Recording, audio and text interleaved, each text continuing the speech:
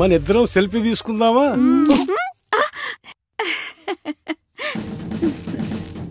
ఎందుకండి మీసం తీశారు? నీకు తెలీదా? నా కోపం వచ్చినా మూడొచ్చినా మీసం తీసేస్తానని. తెలుసండి. ఈ రోజు మన 25వ పెళ్లి రోజు. సంతోషంగా ఉందాం.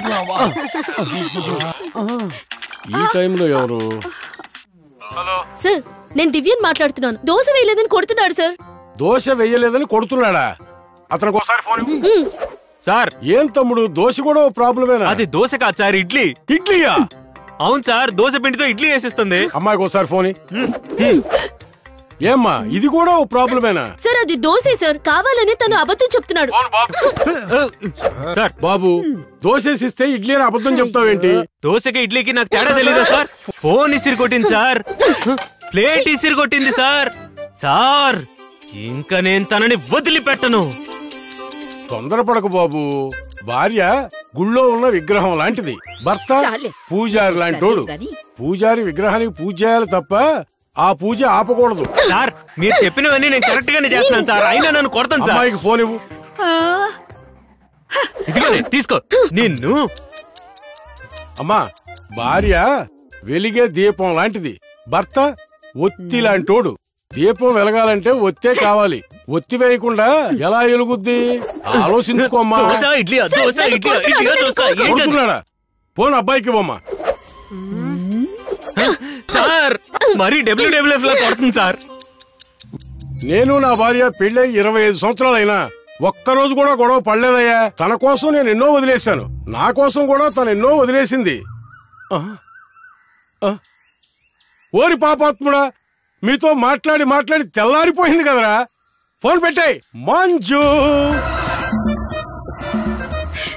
I am come back. Manju, కొత్త పెళ్లి కొడుకులాగా తెల్ల పంచి మల్లెపూలు. రేయ్ వద్దు, చంపేస్తా. మంజు, మంజు నన్ను వదిలేసిపోయిందే. ఇతనే మహమ్మద్ అలీ, ఇతనితో పాటు ముగ్గురున్నారు. ఏం భూపతిరెడ్డి, మీ ఆవిడ్నికి డైవర్స్ ఇచ్చి వెళ్ళిపోయిందటగా? డైవర్స్ కాదయ్యా, పుట్టింటికి వెళ్ళింది అంతే. తీవ్రవాదుల్ని ఎట్టి పరిస్థితుల్లోనూ మనం పట్టుకోవాలి. అందుకే ఈ స్పెషల్ మీటింగ్ ఇక్కడ అరేంజ్ చేశాం. మిస్టర్ భూపతిరెడ్డి, ఫోన్ ఆన్ చేసి ఇక్కడ మీటింగ్ లో ఉన్నామని చెప్పి ఫోన్ ఆఫ్ చేశాయి.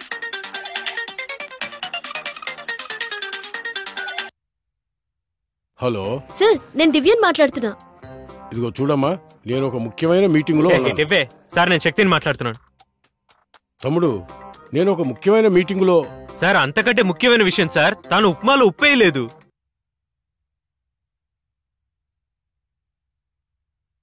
ఉప్మాలో ఉప్పేయకపోవటం కూడా ఓ ప్రాబ్లమారా? సార్ ఇంత ముఖ్యమైన విషయం మాట్లాడుతుంటే బాధ్యత లేకుండా మాట్లాడతారేంటి? మీరు అసలు పోలీసేనా? నేను పోలీసులు కాదురా. ఫోరం పోకుండా ఫోన్ లేని కాంప్రమైజ్ చేస్తే ఫోన్ చేసి సాగు దొబ్బుతున్నారేంట్రా? సార్ కత్తితో పొడుతుంది సార్. ఏంట్రా అది కత్తితో పొడిచేది? నేనే కత్తి తీసుకొచ్చే ముందు నిన్ను పొడిచే టమాటాలు కొడతాను సార్. నేను నిన్ను నాటు బాంబులతో కొడతాను రా. సార్ సార్ అట్ల కాడుతో కాలుస్తుంది సార్, కాల్చేస్తుంది సార్. అదేంట్రా నిన్ను కాల్చేది?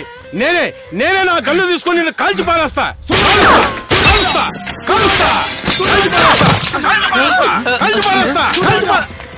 రేయ్, తుపాకులో గుళ్ళు అయిపోయినారా? ఈసారి ఫోన్ చేస్తే నేనే నీ ఇంటికి వచ్చి తొక్కేస్తా. Control your self.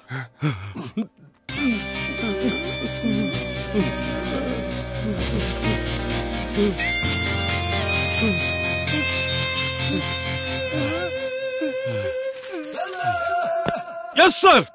You are dismissed. ఏయ్, ఇంకా నీకు నాకు కుదరదే. నేను డైరెక్ట్ గా భూపతిరెడ్డి సార్ దగ్గరికి వెళ్ళి నీ మీద కంప్లైంట్ ఇస్తాను. నువ్వేంట్రా నా మీద కంప్లైంట్ ఇచ్చేది? నేనే నీ మీద కంప్లైంట్ ఇస్తాదా? పోవే, ఇవాళ నువ్వు నేను తెలుసుకుందాం. ఏంటి పోలీస్ ఆఫీసర్ వాచ్మెన్ లో నిలబడ్డాడు? సార్ నేను మిమ్మల్ని కలవడానికే వస్తున్నాను. తను అసలు ఏం చేసిందో తెలుసా? తను ఏం చేశాడో తెలుసా సార్? నువ్వే ఊరుకో. అసలు ఏం చేసిందో తెలుసా? మీ ఇద్దరి వల్ల నేను ఏమైపోయానో తెలుసా? మీకు నేనేం ద్రోహం చేశానురా? మిమ్మల్ని కలపాలని చూస్తే మా ఆవిడ నన్ను వదిలేసిపోయిందిరా. పెళ్ళాం పోతే పోయిందిలే, పోలీసు ఉద్యోగం చేసుకుని హ్యాపీగా బతకొచ్చని నా పనిలో నేనుంటే మీరిద్దరు నన్ను అక్కడ కూడా వదిలిపెట్టలేదు. మీ వల్ల నేను డిస్మిస్ అయిపోయాను కదరా. అయినా ఒక్క విషయం, ఒక్క కమిషనర్ కాదురా, 100 మంది కమిషనర్ వచ్చినా మిమ్మల్ని కలపడం ఎవరికి సాధ్యం కాదురా. రారా చిన్న. ఏంట్రా ఇక్కడే ఆగిపోయావు? సింహాన్ని డిస్కవరీ ఛానల్లో చూసుంటాం, ఫోటోలో చూసుంటాం, సినిమాల్లో కూడా చూసుంటాం, ఆఖరికి అడవిలో వేటాడి చంపడం కూడా చూసుంటాం. సింహం సింగల్ టీకి బెచ్చమెత్తుకోవడం చూసుంటావా? అక్కడ చూడు.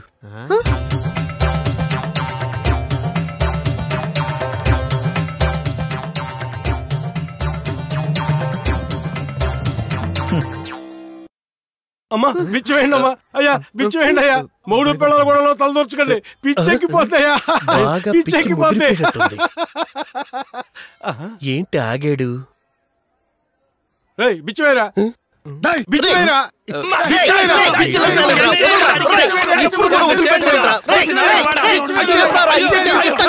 బిచ్చాని డబ్బులు గుడికెందుకు వచ్చావురా? పోరా రై. బిచ్చి వేయరా. బిచ్చి వేయరా. వీడికి ఎంత పిచ్చెక్కినా కూడా నన్ను కొట్టడం మాత్రం మర్చిపోలేదే. రేయ్ నిజంగానే పిచ్చోడైపోయినట్టున్నాడు రా. పిచ్చోడిని చేశారా? ఎరా మీ ఇద్దరు గొడవ వల్ల ఆడు పిచ్చోడైపోయాడు. ఇంత గొడవ పడుతూ కూడా ఇద్దరు పిల్లల్ని ఎలా కన్నారా?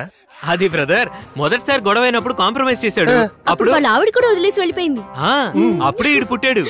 ఆ తర్వాత మాకు 17సారి గొడవ అయినప్పుడు మళ్ళీ కాంప్రమైజ్ అప్పుడు ఆయన చేశాడు. ఉద్యోగం కూడా పోయింది. అప్పుడే ఇది పుట్టింది. అది 17 కాదండి 20వసారి. అదే అది 17సారి. ఉంటారు గుర్తెచ్చుకోండి. నేను చెప్తున్నాను కదా ఇంకొకటికి రెడీ అవుతున్నారు. రేయ్ నేను చెప్పింది వింటావు, తను చెప్పింది వింటావు. అన్నయ్య మీరు నేను చెప్పింది వింటారా ఆయన చెప్పింది వింటారా? రేయ్ నేను చెప్పిందే వినాలి. నేను చెప్పింది వినాలి. రేయ్ నేను చెప్పింది అన్నయ్య, వినరా? నేను చెప్పింది వినండి. రేయ్ పులికెదురుపడ్డ జింక, మొగుడు పిల్లల గొడవలో తలదూర్చిన మనిషి బాగుపడినట్టు చరిత్రలోనే లేదు. దానికి ఉదాహరణ ఆ వెళ్తున్న గుండోడే. మీరు నోరు మూసుకోండి. ప్రజలారా, మీకు అసలు గుర్తు మొగుడు పిల్లల గొడవ అనేది ఒక ఆట లాంటిది. అంటే ఆ ఆటలోకి వెళ్తే మనం ఇరుక్కుపోతాం. బయట నుండి వేడుక చూడాలి. That is the life.